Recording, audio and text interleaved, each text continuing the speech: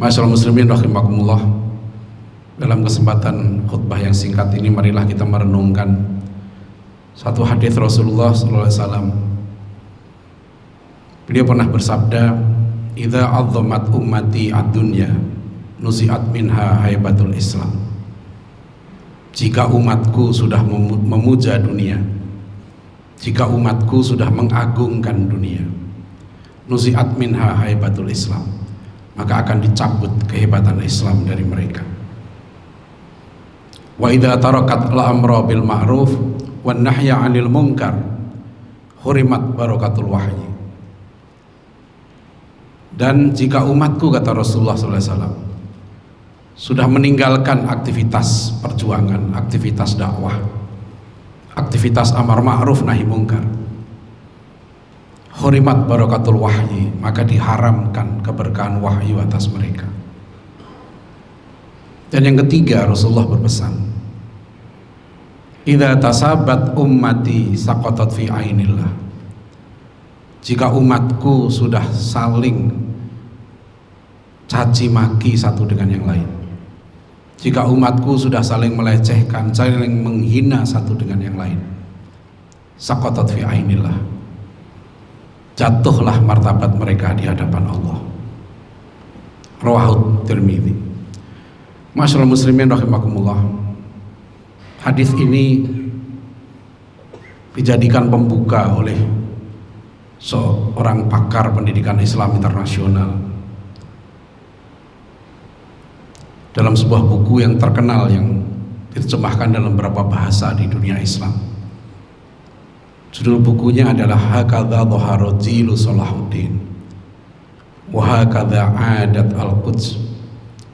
Demikianlah bangkitnya generasi Salahuddin, demikianlah lahirnya generasi Salahuddin al-Ayyubi. Wa hakadha adat al-Quds, dan demikianlah kembalinya kota Yerusalem, Al-Quds itu, ke tangan umat Islam. Penulisnya seorang ahli pendidikan internasional yang bernama Dr. Majid Ihsan Al-Gilani. Kenapa beliau tulis buku ini, masyaallah muslimin rahimakumullah?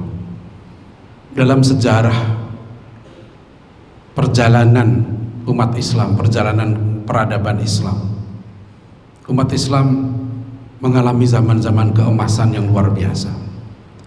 Rasulullah SAW berhasil melahirkan satu generasi terbaik yang beliau katakan sebagai khairun nas qarni tsummal ladzina yalunahum tsummal ladzina yalunahum.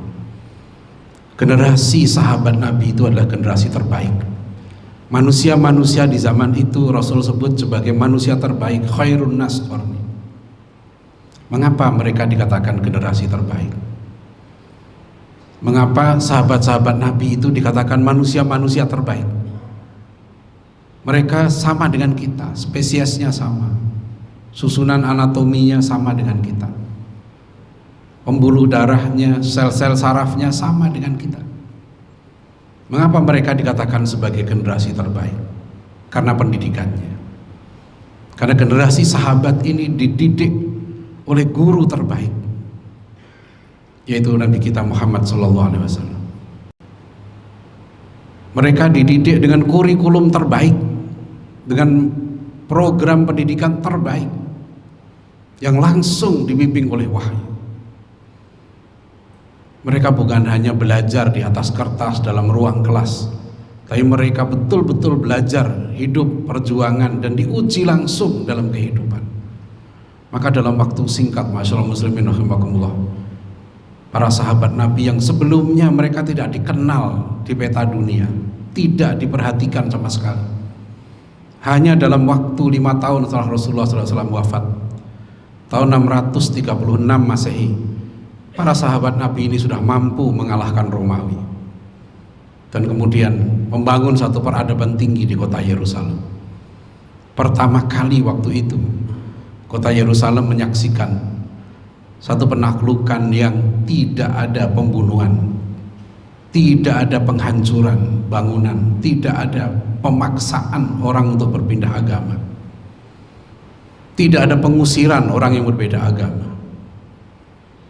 Itu yang penulis Inggris Karen Armstrong mengatakan, baru pertama kali dunia menyaksikan di masa Umar bin Khattab itulah ada satu penaklukan damai di kota Yerusalem, dan itu di zaman umat Islam, hanya 5 tahun setelah Rasulullah SAW wafat.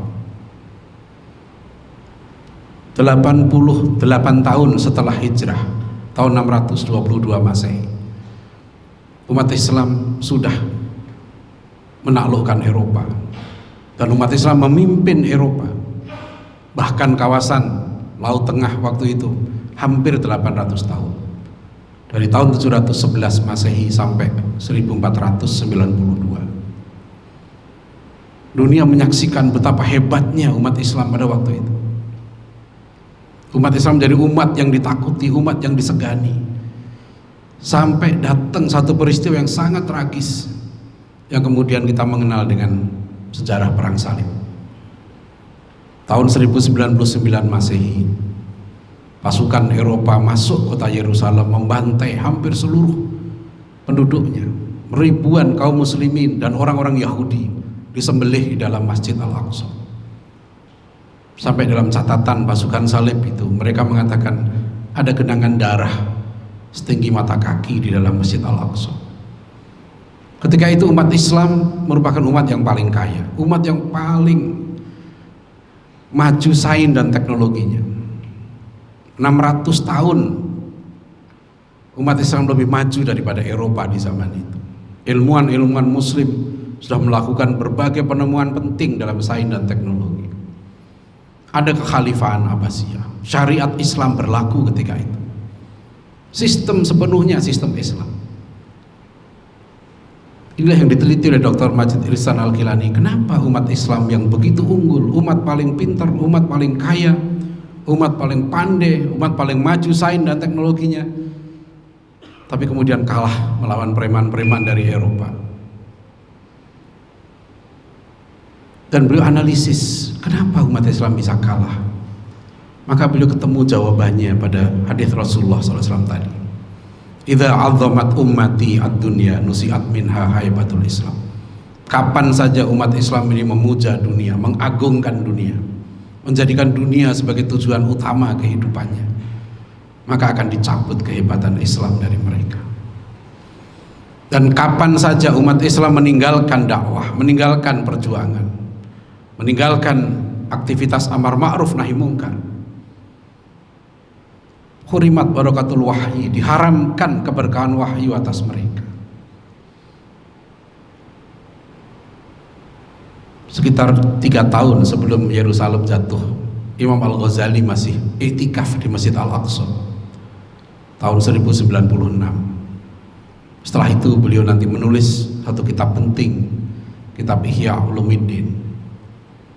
Dalam kitab itu, bab amar ma'ruf nahi mungkar, Imam Al-Ghazali mengingatkan hidup matinya umat Islam, jatuh bangunnya umat Islam tergantung pada aktivitas dakwahnya, tergantung kepada aktivitas amar ma'ruf nahi mungkar. Kalau aktivitas ini lemah, maka umat Islam akan menjadi umat yang kalah, umat yang hina. Dan memang Rasulullah SAW juga menyebutkan, idza tabayya'tum bil 'ainah wa takhadtum adnabal baqari wa radaitum az-zar'a wa taraktumul jihada sallallahu alaikum dhullan la yanzi'uhu hatta tarji'u ila dinikum. Jika kalian sudah sibuk, kata Rasulullah, dengan urusan dunia, urusan pertanian, peternakan, wa taraktumul jihada, dan kalian tinggalkan jihad, sallallahu alaikum dhullan, maka kalian akan ditimpa kehinaan, kata Rasulullah. Kalian akan menjadi umat yang hina. La yanzi'uhu, Allah gak akan mencabut status hina itu, hatta tarji'u ila dinikum, sampai kalian kembali kepada agama kalian. Masyaallah muslimin rahimakumullah. Yang ketiga, Rasulullah mengingatkan pada kita semua, idza tasabat ummati saqatat fi ainillah.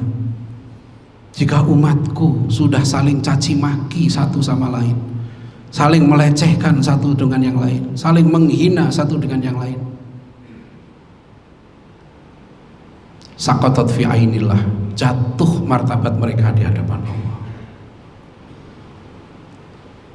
Dr. Ihsan Al-Gilani menganalisis dalam bukunya satu fakta ironis sekali. Ketika itu pasukan salib sudah siap menerkam umat Islam, mereka sudah mengintai kelemahan-kelemahan umat Islam, tapi umat Islam sibuk berdebat soal mazhab. Fanatisme mazhab waktu itu luar biasa. Sampai di kampus Nizamiyah, kampusnya Imam Al-Ghazali, terjadi perbedaan mazhab.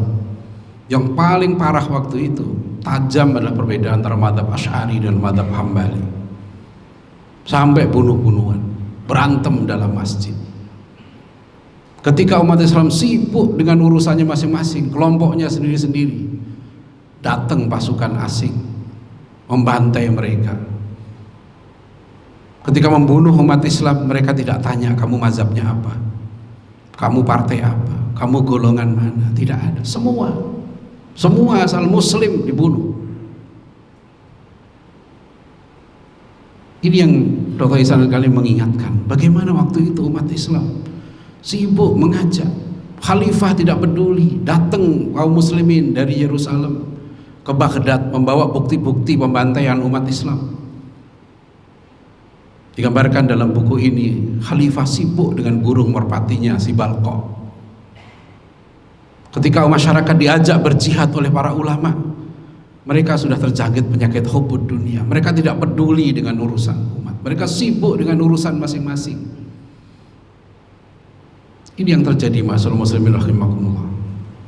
Dan akhirnya waktu itu para ulama, diantaranya adalah seorang murid Imam Al-Ghazali namanya Syekh Ali As-Sulami, menulis sebuah kitab berjudul Kitabul Jihad, merumuskan strategi bagaimana membebaskan kaum muslimin dari cengkeraman pasukan salib yang akhirnya bertahan penjajahan itu selama 88 tahun. Baru disitulah nanti lahir satu generasi yang disebut sebagai Jilu Salahuddin, generasi Salahuddin. Dari mana lahir?